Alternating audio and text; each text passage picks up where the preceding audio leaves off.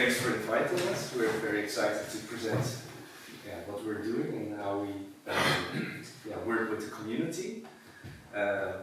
So basically 1.5 years ago I became a father of 2 children. On the one hand I got a daughter called Doris, and on the other hand we started Creative Coding Utrecht. And when you become a father, your priorities change a bit. And I've been working in Amsterdam for an organization called Fiber, and it's a festival organization that organizes audiovisual events about audiovisual art and digital culture. But after running this for 8-7 years, we tend to be closer to home. And of course, Utrecht is also an amazing city. And during those years that we organized these events in Amsterdam, we also saw that Utrecht became a much more vibrant place. So we wondered, okay, can we start a community for these specific people that are working with creative code?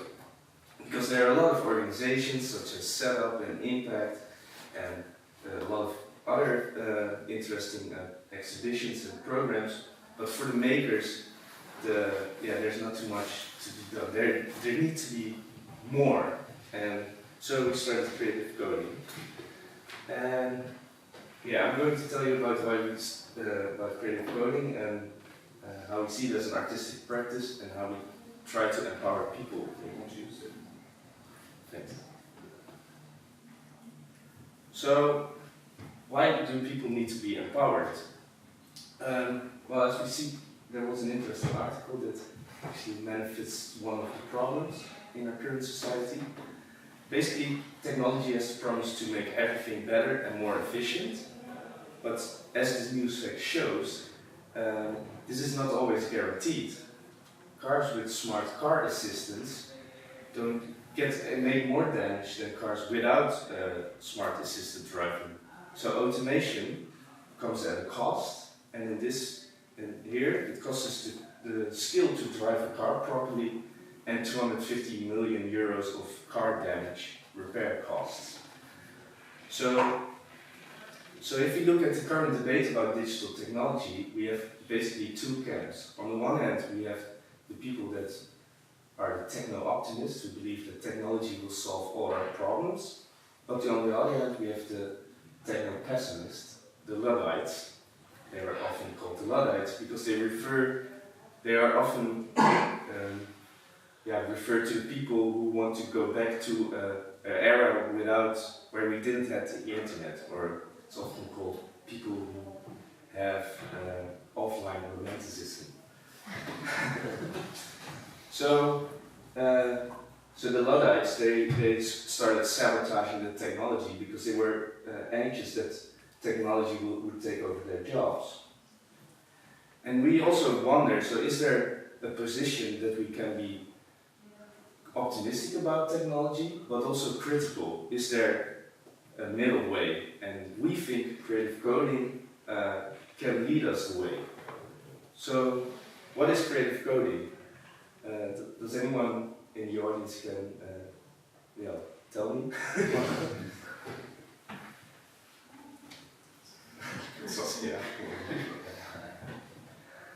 Well, to use technology in a creative way.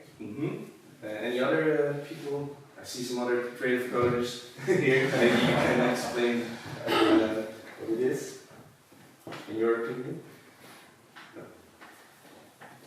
No one? Well, the program in a creative way, the creative program with the creative use of that. Yeah, indeed. Creative coding it's interpreted in a variety of ways. On one hand, people say it's an entry point to start programming. Another way is to say that creative coding is to program without the goal of making it a utility. So I got fascinated by creative coding during my studies. Basically, creative coding in its origin refers to software platforms that have been made by computer scientists who wanted to make the power of computation accessible for people working in creative creative fields. So they developed actually programming languages that made it easier to start programming. And they did this by simplifying programming languages, or on the other hand, presenting visual programming languages where you can make stream diagrams. And so it started with this, and so I was researching this while I was also organizing Fiverr. So I always had a case study and saw how the influence of these online structures were also influencing how we think about artistic practice and production. And so to me it was interesting to see that this idea of peer-to-peer knowledge sharing, which happens on these online fora, was starting to shape offline culture as well.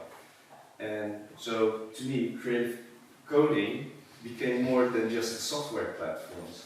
And here you see creative coding is well, you could also make an analogy to the CreativeMornings communities.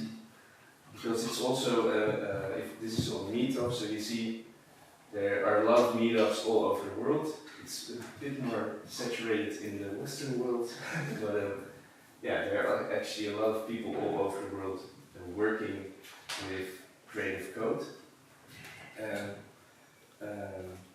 But yeah, to get more understanding of what this culture entails, I started interviewing artists and designers who work with code, and Carolien is one of them. Right. Well, I'll tell you a short story how I got into creative coding and the creative coding meetups. About 9-10 years ago, I was at Strike Festival. It's a festival in Eindhoven, and there I ran into this work. It's a probe by Boris de Bakker. It was this huge screen that you could walk up to, and then you went through these layers of textures and sounds go with it. And I was in this world in between the digital and the physical, really in this hybrid world, and enveloped by this visuals and these sounds. And it was something I've never experienced before, and it was really, I really liked that feeling. So I was that time at art school at the HKU, and we were asked to make a video installation, a spatial installation, and I wanted to make it interactive because I had this cool experience from Strike Festival. And I made this video sculpture. It's a sculpture that you project with multiple projectors that you walk up to, and then you go through these different worlds. And for this, I needed to learn coding because, for this sensor to work, there was this distance sensor. I needed to make it react with the video. So I learned Maximus P, got a sensor, went into the internet, got a Arduino, and hacked myself through it. And then I came into this problem, that I had this error I didn't know how to solve. And luckily there were these people at school from the sound department who had experience with Maximus P and this sensor. So I went to them and I had these problems, and they said, "Oh, okay, I'll help you with it," and it was solved and it worked. And it was a really nice feeling, not because I did it all by myself, but we did it in a way together. 5 people worked on this work, like someone helped with the video and someone helped with the sounds. And I felt this pride that we did it all together and we accomplished something, an idea. And that's how I fell in love with creative coding, because it's not something you do on your own. Some people think that, but you do it together with other people. And since then I've been making a lot of works, collaborating, always bringing the physical and the digital together in the real world. And that's also what I love about meetups.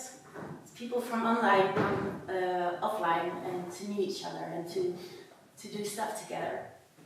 And the first encounter with this was Creative Coding Amsterdam. And there Fabian and I we're at this meetup and we were thinking like, why don't we have this in Utrecht? Like with all these nice people and talent in our city. And so we organized Creative Coding Utrecht. And it was really nice to see all these people coming together and show their inspiration and show the work they made and why they make it. So it was awesome to see. And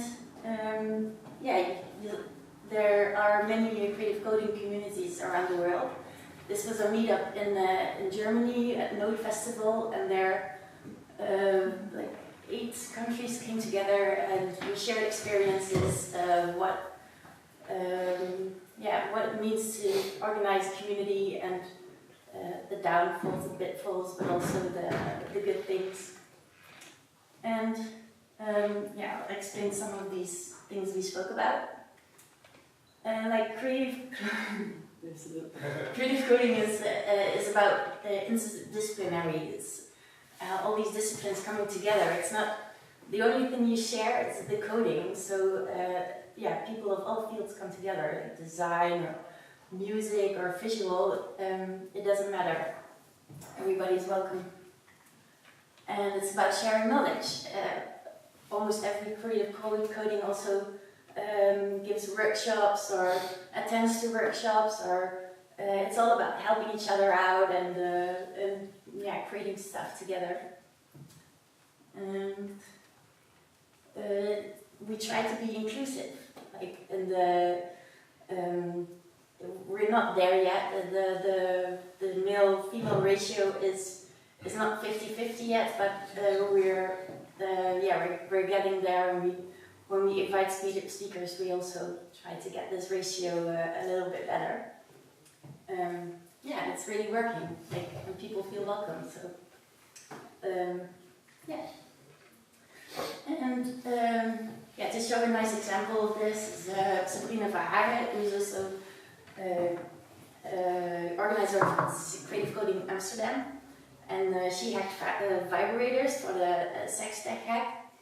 And to have influence on how the rhythm of the vibration is.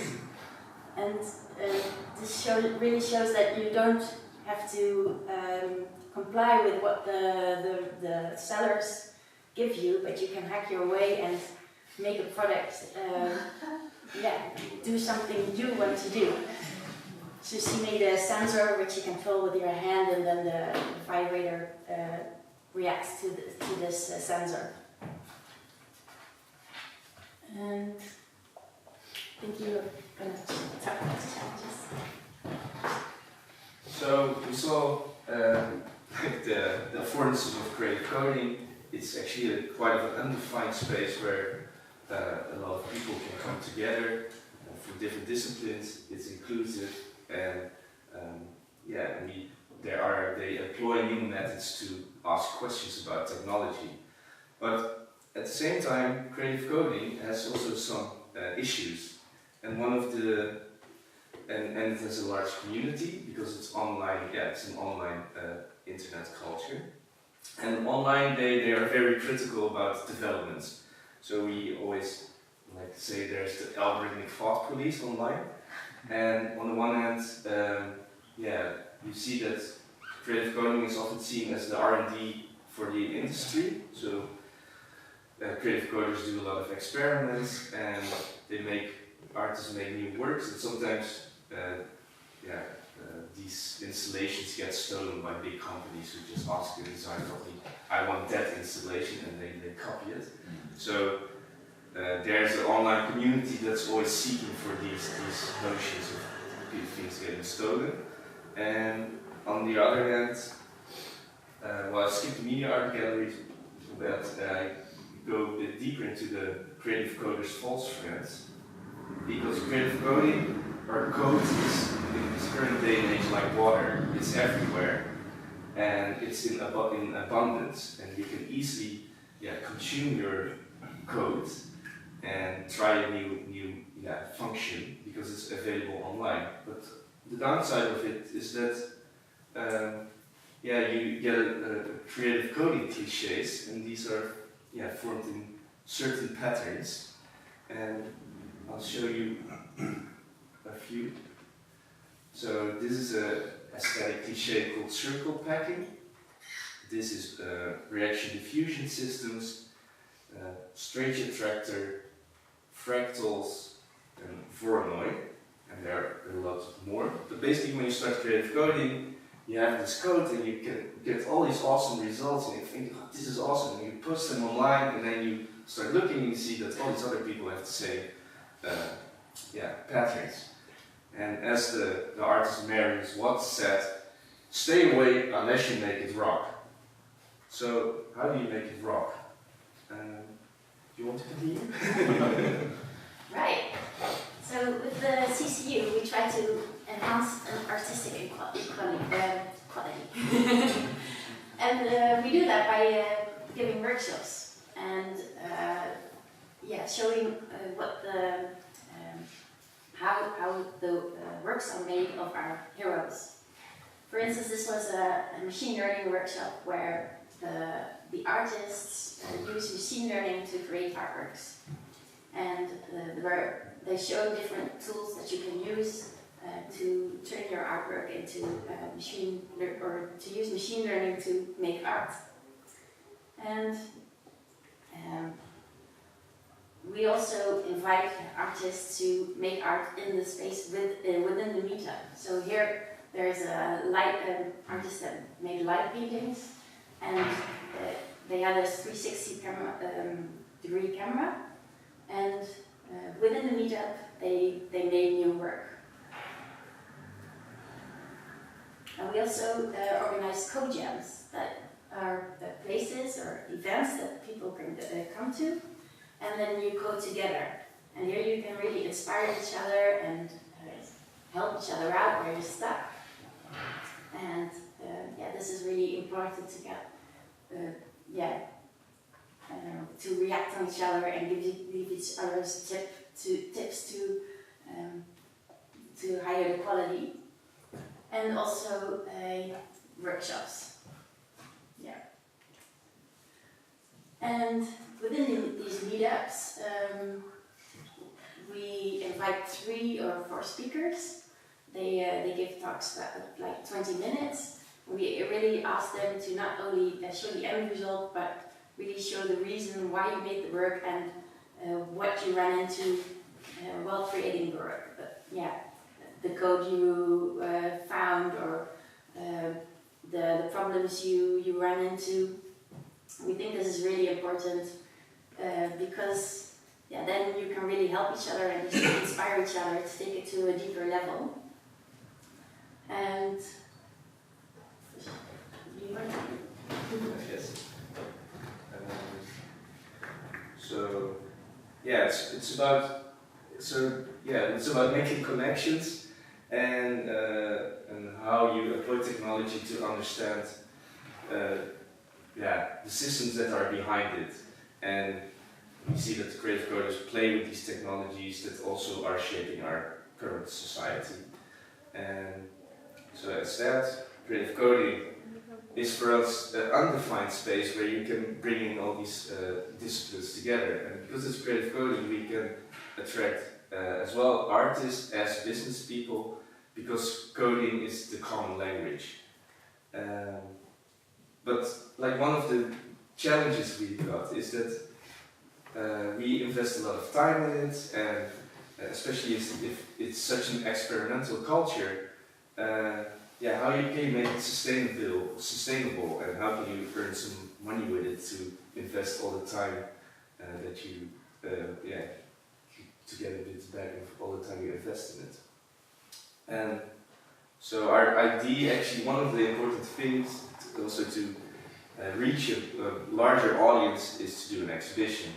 And so from 2 to 4 November we'll present the works by the creative coding community at Sensor Lab. And here we present a selection of work that reflects on the systems we daily use, and how artists reflect on how that these services change our perception of the city. we show how artists create autonomous systems and that make art. And yeah, by experimenting with systems between control and autonomy, you get a kind of a grasp of what an algorithm can do aesthetically. And lastly, we create the Creative Coding Cabinet of Curiosities. It's a referral to the 19th century Rariteitenkabinet, Wunderkammer. And here we will present our reflection on actually how art and technology, how humans and technology are not opposite to each other, but are more intertwined, and how we can learn from how systems work. So we try to present like the tools that we nowadays use to get a grasp of our world. And in the 19th century, we used all these binoculars and all these other tools, but nowadays we use data and algorithms to make sense of the world, and we try to show these things next to each other. And so... Yeah, with this we really wanted to dismantle coding, because for people it's like magic, but we are trying to take off the magic and show them what's behind all our devices, how they really work actually. And yeah, we try to get a better understanding of what our computational world what it entails. So we empower people to show how expressions are made and open up the technology and present work that reflects on the systems that shape our reality through hands-on activities. For example, a workshop for VVVV, that's a visual programming language, which has blocks that you can connect, and you can make interactive installations and visuals with this. Like you see on the background is created with VVVV. So if you know someone or yourself are interested in creating interactive or generative visuals, then you can come to this workshop at 7 October. And we have a talks and co-jam in the Winkel at the 16th of September. And this is a 1-hour co-jam, so you can bring something you're already working on. Maybe you need a reflection on it, maybe you need some help with something, or maybe you just like to share your cool stuff with other coders. And then you can come to this 1-hour co-jam and together work on stuff. And we like to end the presentation with a peek into the future and a lesson of what we can learn from the Luddites. So in the 19th century, the mechanical loom got automated and took indeed over the jobs of the Luddites, or the weavers, but that didn't mean that the craft of weaving was discarded. No, it got actually dislocated from production, and it became more an artistic craft. So we quote here Alex McLean, who says, like, my hope is that we will to begin to think of code and data in the same way as we do of knitting patterns and weaving block designs. Because from my perspective, they are one and the same, all formal languages with their structures intricately and literally woven into our everyday lives. Thank you for indulging us.